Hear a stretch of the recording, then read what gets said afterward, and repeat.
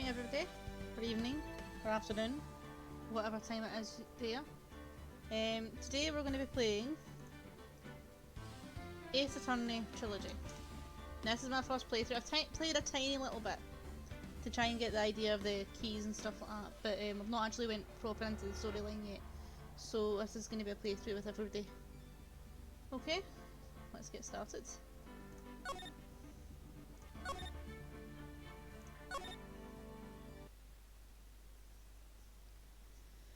Right, first witness.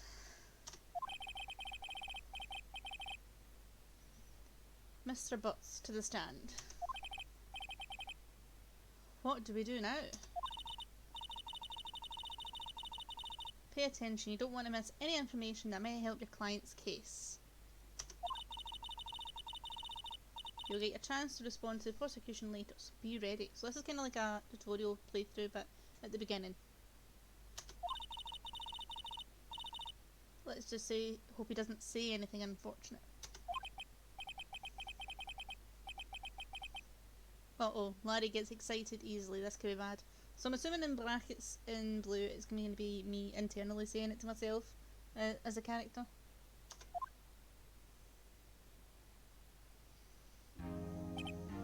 Ahem. Mr. Butts, is it not true that the victim had recently dumped you? Oh, he's got a point. Oh, poor guy.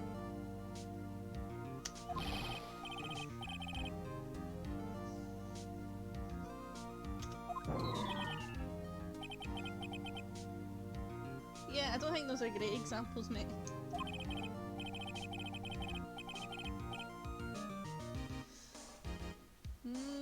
Sounds dumb to me.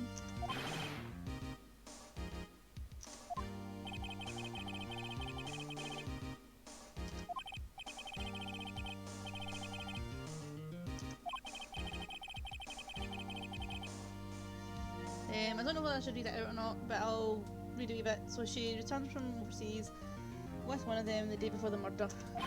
What do you mean, one of them? Ooh. Lies, all of it lies. I don't believe a word of it. Your Honour, the victim's passport. Oh, I assume this is going to go into evidence. According to this, she was in Paris until the day before she died. Okay. She appears to have returned the day before the murder. Let's see if we can have a look at it. Oh, I don't know if you can look at it. Okay. Dude, no way. The music's very loud. Does anybody else find the music really loud? The victim was a model but did not have a large income. It appears that she had several sugar daddies. Daddies? Sugar? Yes, older men who gave her money and gifts. She took their money and used it to support her lifestyle. Dude. We can clearly see what kind of woman this Miss Stone was. Tell me, Mr. Butts, what do you think of her now? Right. I don't think you want him to answer that question. Yeah, Larry has a way of running his mouth in all the wrong directions. Should I stop him from answering? My client has no idea the victim is seeing other men. Yes. Good save. He looks a bit nervous.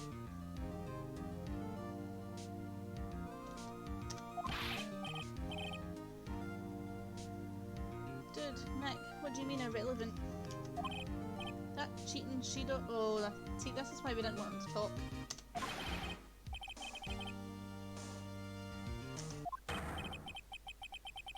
When I meet her in the afterlife, I'm going to get to the bottom of this.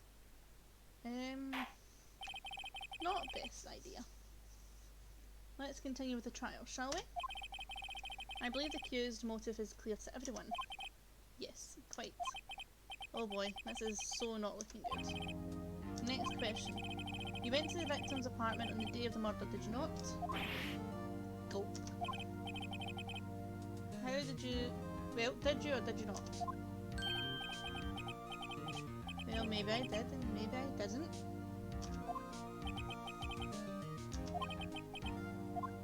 do?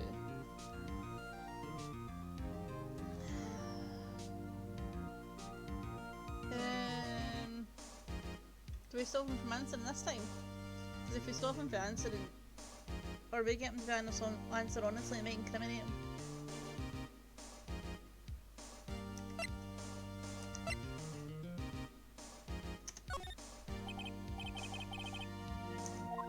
This isn't going to end well. Tell the truth.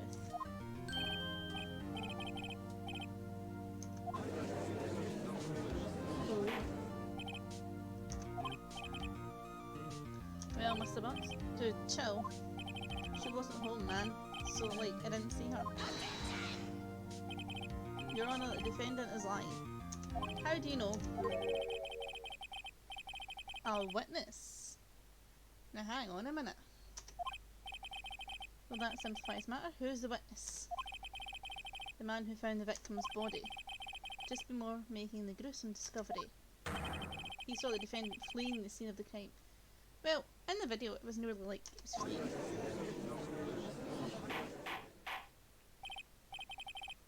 Order in the court. Mr. Payne, the prosecution may call its witness. Yes, Your Honour. Yep, I'm with you, this is definitely bad. On the day of my murder... my murder? On the day of the murder, my witness was selling newspapers at the victim's building. Please bring Mr. Frank... Sawitz to the stand? You're going to hear me mispronounce a lot of names. Oh, he looks cheery. So you sell newspaper subscriptions, is that correct? Oh yes, newspapers, yes. You may proceed with your testimony. Please tell the court what you saw on the day of the murder. Okay. Let's have a look. Going door to door, selling subscriptions when I saw a man fleeing an apartment. I thought he must have been in a hurry because he left the door half open behind him. Thinking it strange, I looked inside the apartment. And I saw her lying there, a woman not moving, dead. I quailed and fried and found myself unable to go inside. I thought to call the police immediately. However, the phone in her apartment wasn't working. I went to a nearby park and found a public phone. I remember the time exactly. It was 1 PM. The man who ran was without doubt the defendant sitting right over there.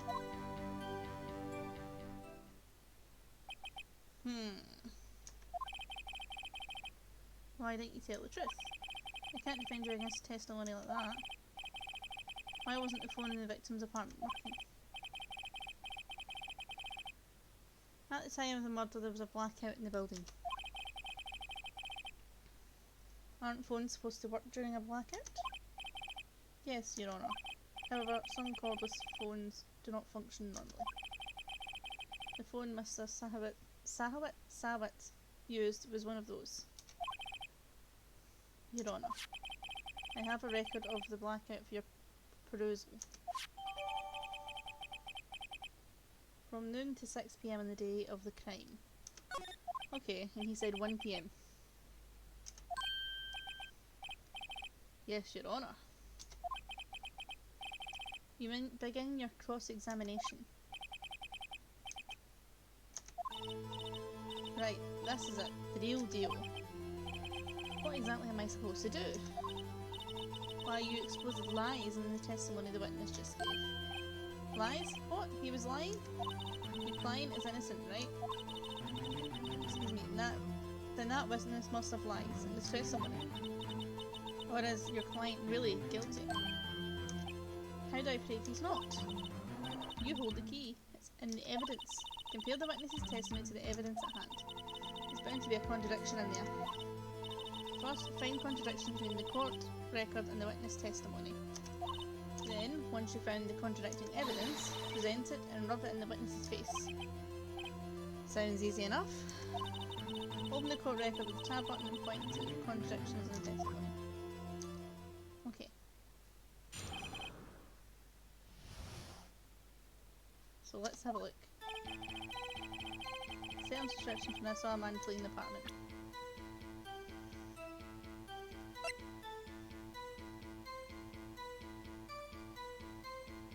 Time of death was between 4 and 5 PM. Oh, hang on.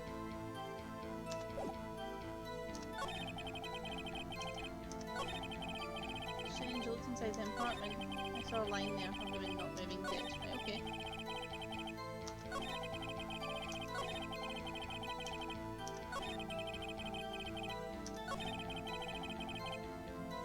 Right, so this is what we want to do.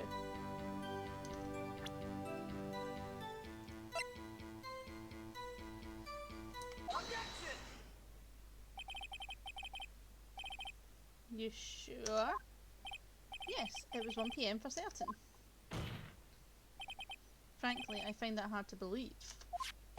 Your statement directly contradicts the autopsy report. The autopsy notes the time of death at some time after 4 PM. There was no body to find at 1 PM. How do you explain this 3-hour gap? Haha. Oh, that's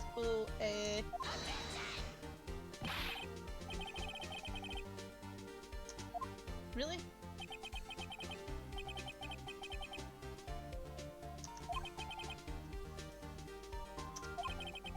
Why are you so certain that you found the body at 1 PM?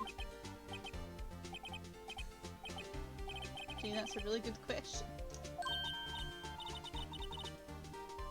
Well, that wasn't too hard. That's all you have to do. Point out contradictions. Lies always beget more lies. See through one and the whole story falls apart.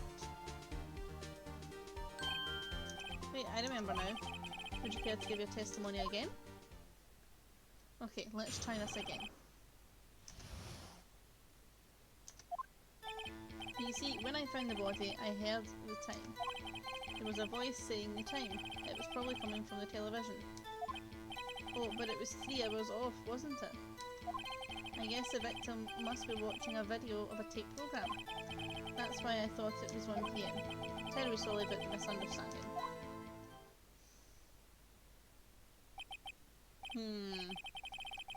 You had a voice saying the time on a taped program. How do we do this? So how do we contradict this one?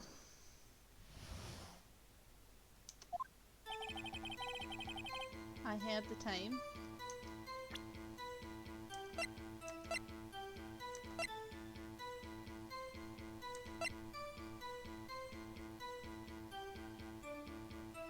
Oh wait, the time was out. Right, okay, hang on.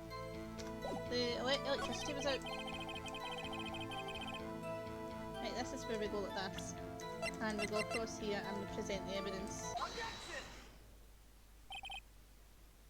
Aha! Hold it right there. The prosecution has said there was a blackout at the time of the discovery. And this record proves it. So there was no TV on. You couldn't have heard a television or a video.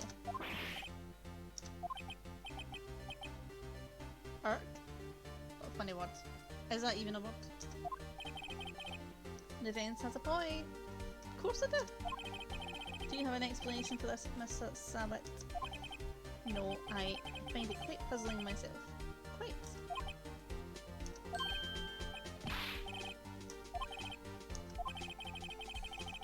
Right, accurate testimony from the beginning. Constant corrections are harming your credibility.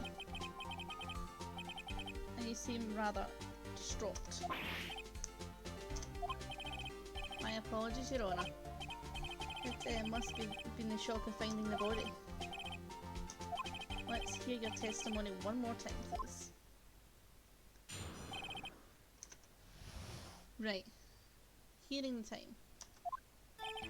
Actually, I didn't hear the time, I saw it. There was a table clock in the apartment, wasn't there? Yeah, the murder weapon. The killer used it to hit the victim. That must have been what I saw. He didn't kill her with a table clock.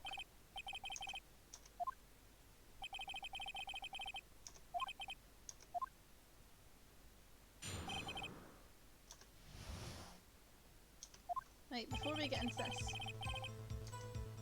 let's have a look.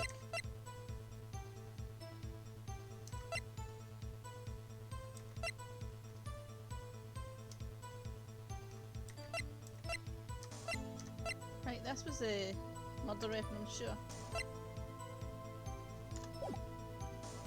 Right, you saw it on the clock. That was the wrong button, sorry.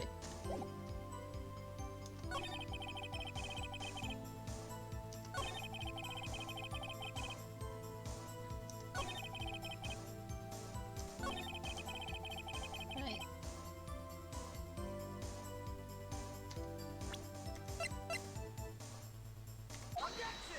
Let's try that. Wait just a moment. The murder weapon wasn't a clock. It was a statue. Now, how is this supposed to be a clock? Just who do you think you are? Just answer the question. I saw it there, okay? That's a clock. Your Honour, if I may. Yes, Mr. Payne. As the witness stated, this statue is indeed a clock. The neck is a switch. You just tilt it and it says the time out loud. As it doesn't look like a clock, I submitted it as a statue. My apologies. Wait, how am I? Hang on a minute. You would have to touch it.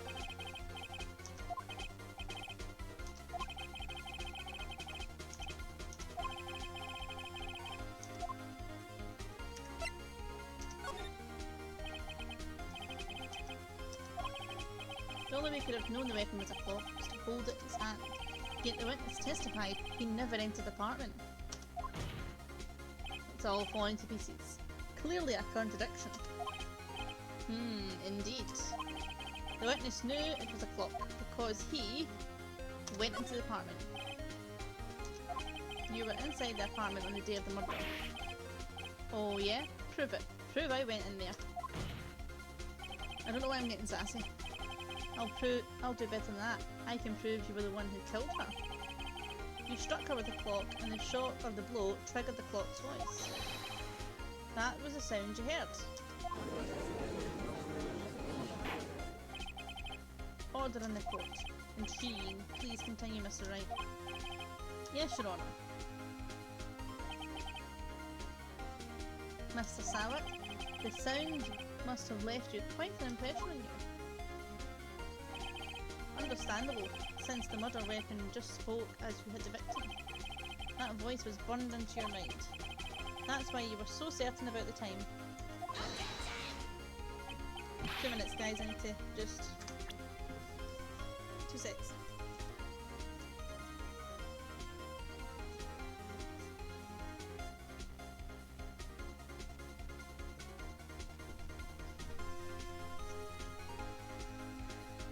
Sorry guys, right, I'm back. What's the meaning of this? This is an all baseless conjecture. Baseless? Just look at the witness's face. You know, we're right, he's been nervous since he sat down. Would the witness care to elaborate? Did you strike the victim with the clock? That day, I never... Look, the clock, I heard no... I mean, I saw... Oh. Well, that changed. I saw it. Will you see him? Yes. He killed her and he should burn. Burn. Give him death.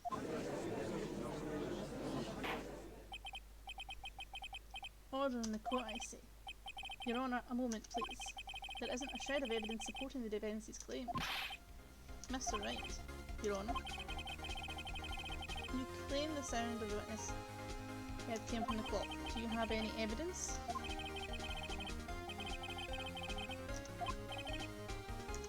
Right. I thought it was clear if you simply try sounding the clock.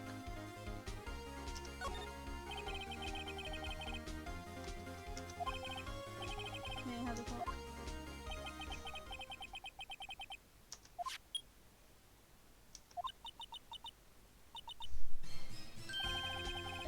a strange way to announce the time. Well, he is the thinker, after all. So we've heard the clock. What are your conclusions, Mr. Wright? Miss Benton, can you tell me what time it is now? It's 11:25. Aye. As you can see, this clock is exactly 3 hours slow. Precisely the discrepancy between what Mr. Sawyer heard and the actual time.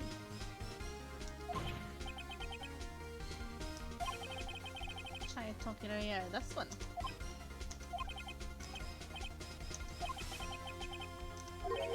Uh-oh.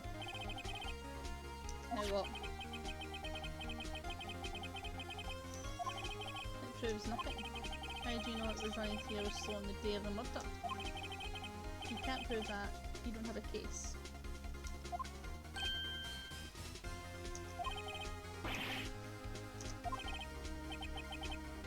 Okay.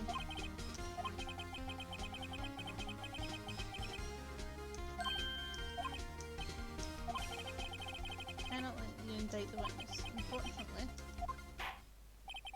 the sentence and cross-examination of Frank Sallet. Come all the way down here to testify and look what happens. You treat me like a criminal. A criminal? You lawyers are all slime. I almost had him. Sorry, Larry, I failed you. There's nothing I can do about it now.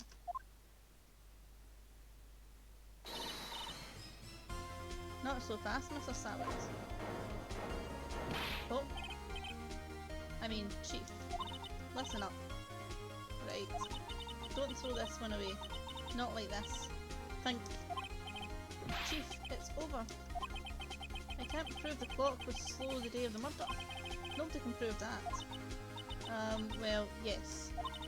But that doesn't mean you can't still win. Try thinking out of the box. Don't waste time doubting a fact. Assume the clock was 3 hours slow and think it through. Ask yourself, why was a clock 3 hours slow? Figure out the reason and you'll have your proof. Right. Right? Can you think of a reason why the clock would be 3 hours slow? Yes. You must have evidence somewhere that can prove it. Find it and let them have it. Say the clock was already running slow on the day of the murder. Have you found the evidence to support this claim? Of course, there's a piece of evidence in the court record that can prove my claim beyond a doubt. Let's see the evidence that proves why the clock was running slow.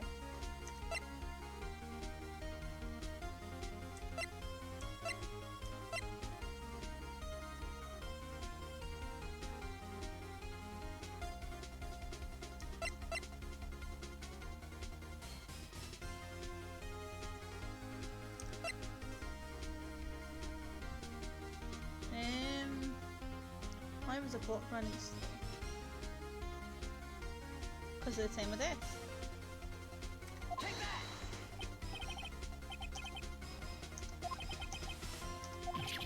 Oh, that was the wrong one then. Okay.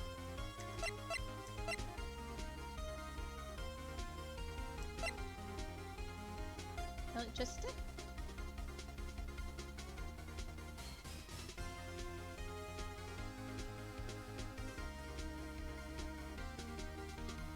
If it was electricity without the batteries, so...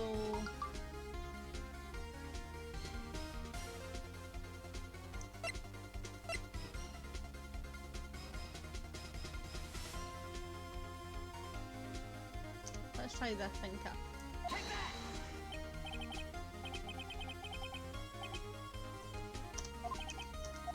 Okay, maybe not that. How many more chances do I get?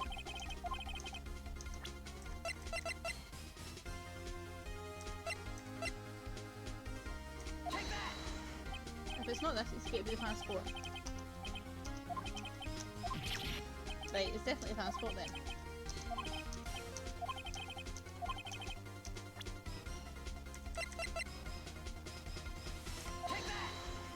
We'll try everything to get it right.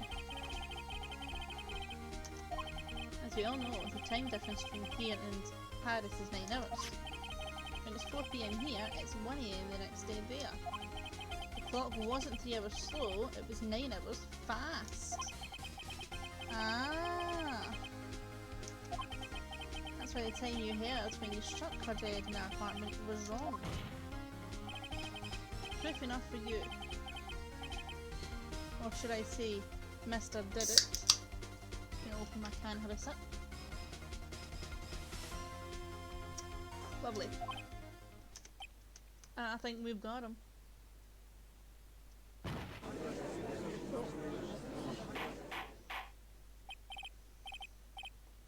Order. Order, I say.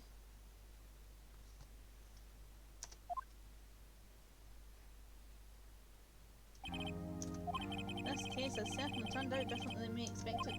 Mr. Payne, your witness, he was arrested and has been taken away, Your Honour. Very well. Mr. Knight? Yes, Your Honour. I have to say, I'm impressed. I don't think I've ever seen someone complete a defence so quickly. And find the true culprit at the same time. Thank you, Your Honour. I like how he completely missed out the fact that I gave him every single bit of evidence to prove it. At this point, this is only a formality, but this court finds the defendant, Mr. Larry Butts, not guilty. Yay! Confetti and everything.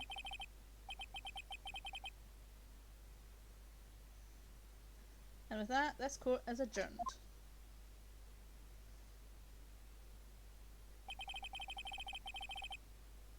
Turns out Frank Sawit was a common burglar. Burglar? Burglar. There we go.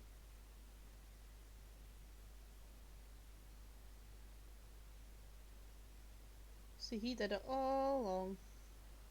He's the one we seen when we seen Butts leaving. Poses a newspaper salesman to check and see when people were coming out of the house. That day, when Larry went to her apartment, the victim wasn't home. After he left, Mr. Sawit let himself in to do his dirty work.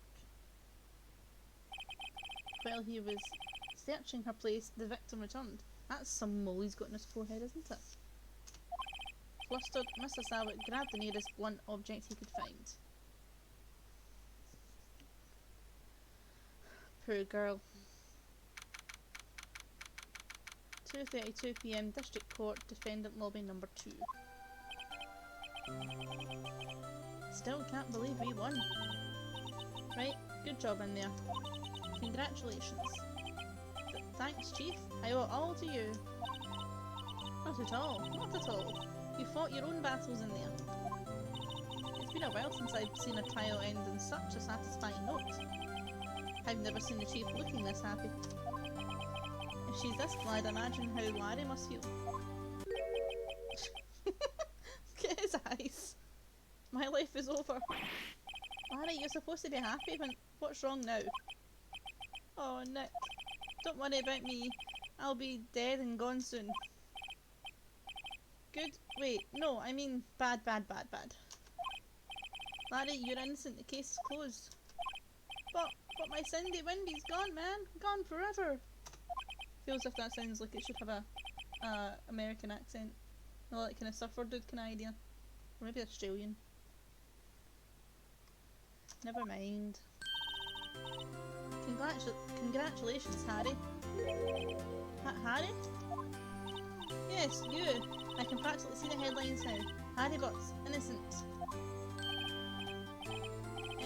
Thanks, I really owe you one.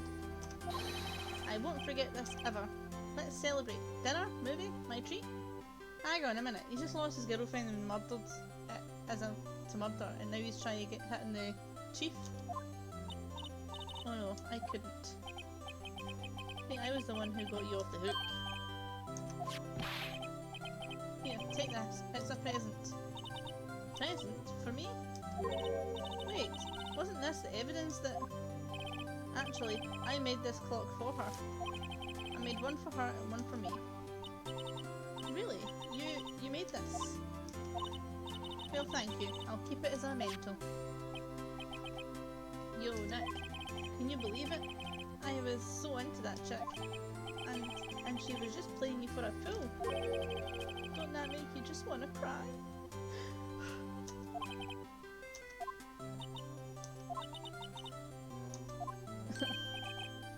Excuse me. Some way of talking. I think she thought quite a lot of you in her own way. Nah, you don't get to sympathise with me. It's okay.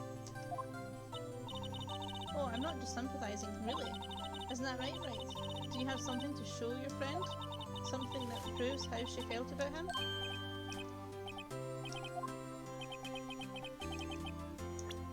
Oh yeah. This. Check this out, laddie. Proof positive you weren't just some trouble to her. Huh? What about that clock? This is a clock that you made for her, laddie. She took it with her when she travelled. Whatever, she probably just needs a clock, that's all. You think so? It's a pretty heavy clock to take travelling. He's got a point. Well, make of it what you will. Hey now, I'm glad I asked you to be my lawyer. Really I am, thanks. I think he feels better now.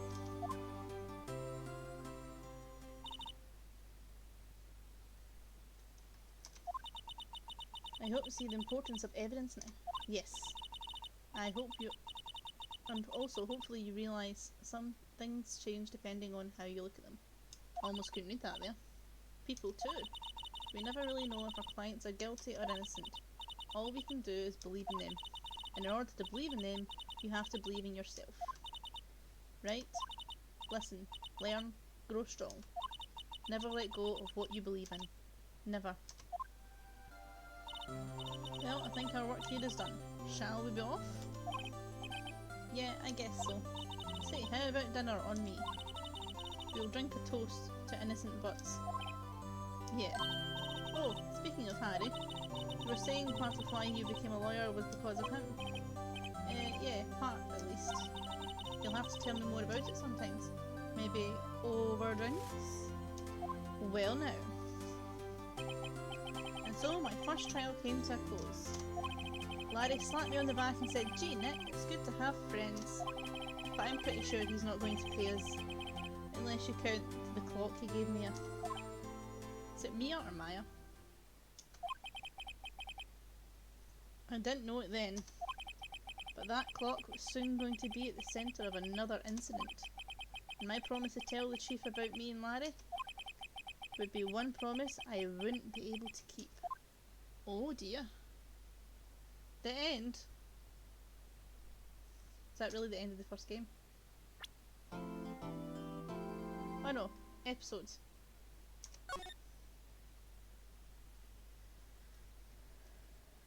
Yes, save.